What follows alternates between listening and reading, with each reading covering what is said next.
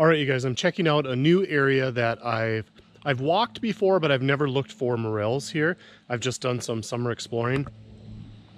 And the fun thing about getting out in the woods is even if you don't find what you want to find, you usually find something of interest. And I don't know if you can see, but that great big oak tree right there, there was an old dead maitake or hen of the woods on the base of it. So I marked that on the GPS, and I know in the fall to come back and take a peek to see, because they will grow in the same spots. But what I saw was this dead tree right here that looked like an elm from a distance. You can see kind of the bark coming off of it. And I started walking over towards it and looked down on the ground. Do you see it? Look at what we got here.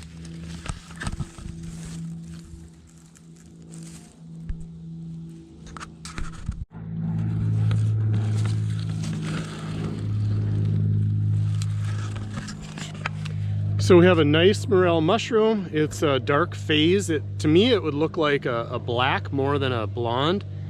So we're gonna look around this area and see where there's one. There's usually more. Hopefully there's more. I'm still a ways away from the tree, probably 20 feet. So, and I'm on this kind of west hillside, and there's poison ivy all over in here. So I have to be really careful because I'm super prone to it. And you can see that they are just coming up right now.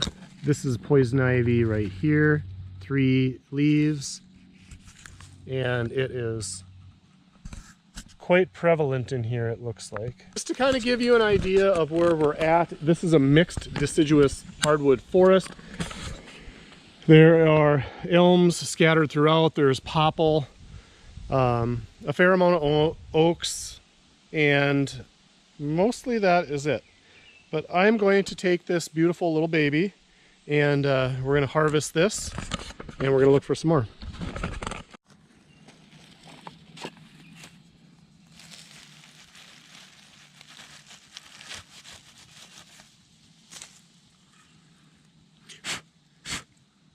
Beautiful. Nice.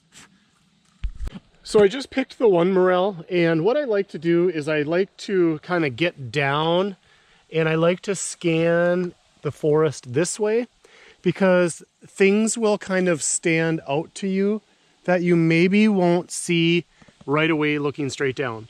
So what I'm looking for is, now that I have the image of this in my mind, I'm looking for something with a darker cap. So when I scan, I'm looking for dark objects, and I don't know if you can see that dark cone right there, but I think there's one underneath those trees. And as I scan down, I don't see a whole lot of interest, but I do see something down there that I want to look at a little closer. So let's go see if I'm just seeing sticks or if there's actually another mushroom up here.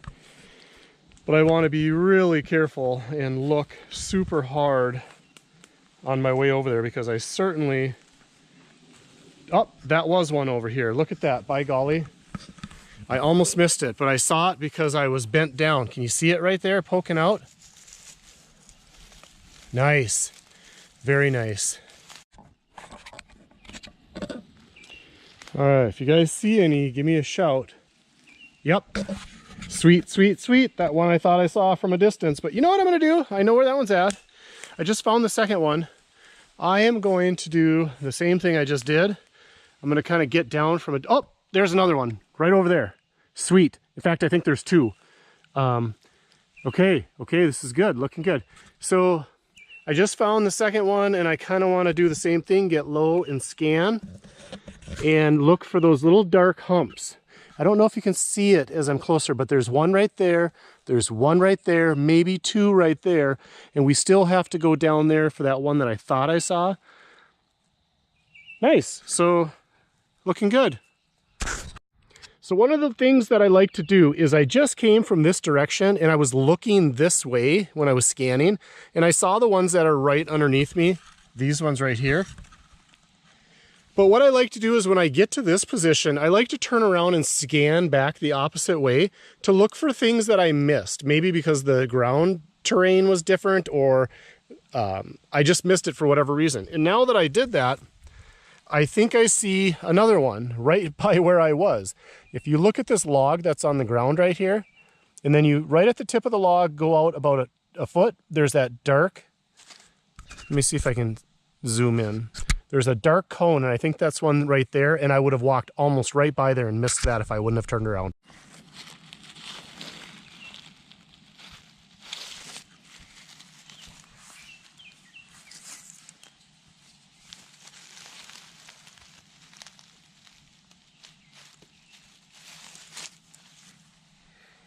Nice.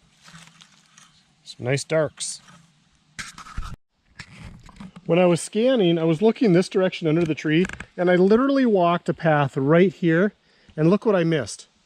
Right there at my feet, I would have walked right by it, but if I wouldn't have turned around and scanned the opposite direction, I would have totally missed this one right here. So we're gonna go ahead and take that one as well. So I'll just give you guys another look at where I'm finding these. I think I've found 6 of them so far. This is a downed elm right here, and they were up towards the middle and above. I haven't found any towards the base, which I find kind of interesting because it would be around the roots generally is where I would expect to find them. But I don't know, there's a few elms in here. I'm not sure what this old dead thing is, but oh, there's another one right over here. So they seem to be up on the higher end of the hill, which is interesting. So I think I'm going to work my way back up that way and see if I can see what else I can find. All right, I don't know if you can see, but there's I'm going to try to get as close to as I can. There's a red bird with black wings. It is a scarlet tanager. Oh, he just flew. It's one bad part about a GoPro, is there's not much zoom on it. Oh, there he's flying. I've only seen one other time in my life, and it was up here.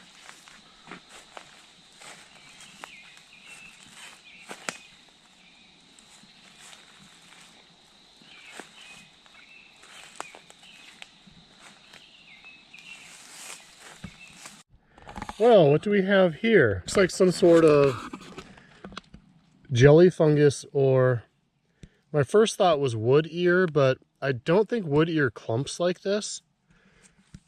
But I think I'm going to pick it. Big snail in there. Anyway, and identify it at home. I haven't found much mushrooms other than the morel. I think I found one little brown mushroom, and really it's been super sterile for shrooms. So I think I'll take that and bring it back as a identifier.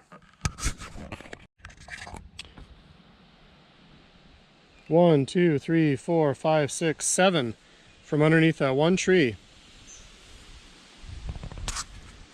Well, I think I'm going to look around a little bit more, and then I think it's looking like rain. So the one thing to note is morels are super fragile because they're very thin and hollow. So you don't want to just like throw them in the bottom of a backpack, or you will have nothing but crumbs by the time you get home. And I didn't bring a basket because I wasn't super confident I was going to find anything today. This is a brand new spot, and so if nothing else, I can wrap them in my shirt and make a little basket. But I do have DEET on my shirt because I sprayed for ticks. So I'm not sure I want to do that. I might just hand carry them very gently. But if I find more, I might be in for a little bit of a problem. A good problem, nonetheless. Well, I thought I'd check out this new area for morels. I'm not having a lot of luck in here, even though it looks pretty decent. There's a nice big dead elm here, and there's one over there, and there's some smaller ones too. But anyway, since I'm not finding any morels on this outing, I didn't want to go home empty-handed. So I thought I'd just pick a couple ramps as well. I know you may have seen this in one of my other videos, but I'll just give another refresher. about how to identify them. So ramps belong to the allium, A-L-L-I-U-M family, which onion kind of family. Where I'm at in the Midwest, they grow about the same time as asparagus and fiddleheads and morels. And they have a very short window of harvesting time. So by midsummer, you won't even see the plants. The leaves will have died off. They've gone to seed, and you won't see them. But so here's just a couple of plants here. And as you can see, I've just kind of pulled away the duff and the leaf litter a little bit. As you can see, it's a two-pronged plant with nice green lancelet type leaves, and it goes down into this purplish stalk. And the best way to check to see if you have it is to just break a part of the leaf and to crush it in your fingers and to smell it. And it is very strong of onion garlic flavor. It's unmistakable.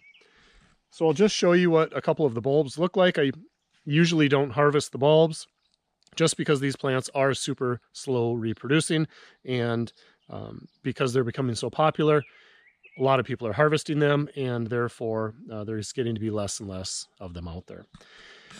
But I will leave you to your own discretion, and you know what's best for your area and what you can sustainably harvest, but just keep that in mind if you are a new forager. So what I like to do is just take a knife and kind of go around and loosen up the soil and kind of push them up. If you just pull too hard, you'll just break them off.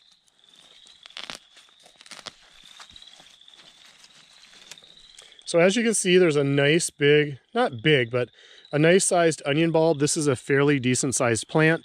You can kind of tell the size of the bulb by the size of the leaves. If it's a really small plant with small leaves, it will generally have a small underdeveloped bulb as well. And again, the smell test, unmistakable. The only thing that comes to mind that maybe even kind of looks like this would be like a trout lily, which is, I believe that's a three-leafed plant. It does have a flower on it. But before, and sometimes it'll have mottled leaves. Before the flowering stage though, again, this has an onion bulb. The smell is unmistakable. That is the #1 identifier. This one, these plants right here don't have as purplish of a stalk as a lot of the ones that I have seen. So apparently there is a little bit of color variation in the different plants, or maybe it has to do with where they grow. I'm not sure. Deer tick, you can tell by its black head and its reddish body. These are the ones that carry Lyme disease. I always enjoy when I stumble across evidence of old homesteads when I'm out in the woods. It's valuable for a couple of reasons. #1, a lot of times you can find like remnants of plants that they would have planted, like asparagus or apple trees, which are valuable for looking for morels as well. But sometimes it's just fun to poke through their old garbage piles and see what they threw away. I'm not sure what this was, but it might have been, oh gosh, like kind of an axle or something, but I'm not sure. I have no idea. There's another one here. Part of an old bed frame, maybe. Old tire.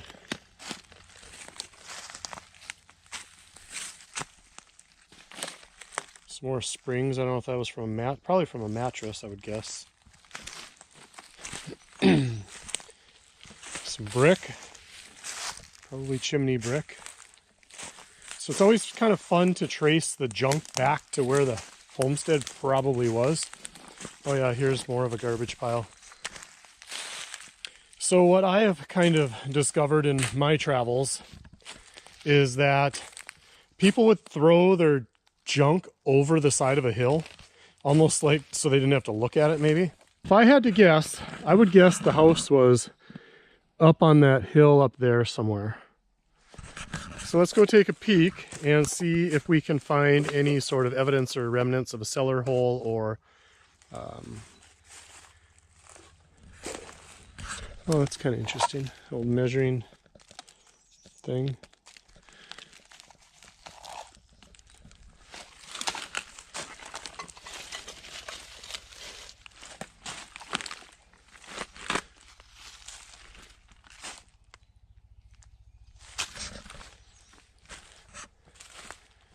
Let's see what we can find. The other thing I will look for is large trees and small trees to see if there's any sort of pattern to indicate a driveway or an opening, or obviously when you have great big trees, they weren't like this. There's no house there because it was, obviously they wouldn't have grown up in that short amount of time. So I want to look around for where the shorter trees are. And I would guess up in here. Well, probably not there, but up in here maybe. Well, here's another really good indicator of an old homestead. I think these are tiger lilies, or some sort of lilies. If you didn't know what you were looking for, a person might first think they were ramps, but they're definitely not ramps because ramps have 2 leaves. These have multi-leaves. They come off of one stalk. So these are, I would guess they're like tiger lilies. And tiger lilies is something that in the old homesteads they'd plant frequently for flowers. And they have maintained their growth throughout the years, and that is really indicative of a homestead. So I would guess the yard was in here somewhere. The other thing is lilac trees. If you find lilac trees out in the middle of the woods, or like where I live up on the prairie where it's all hardwood, if you find a couple of pine trees, that's pretty indicative of an old homestead as well.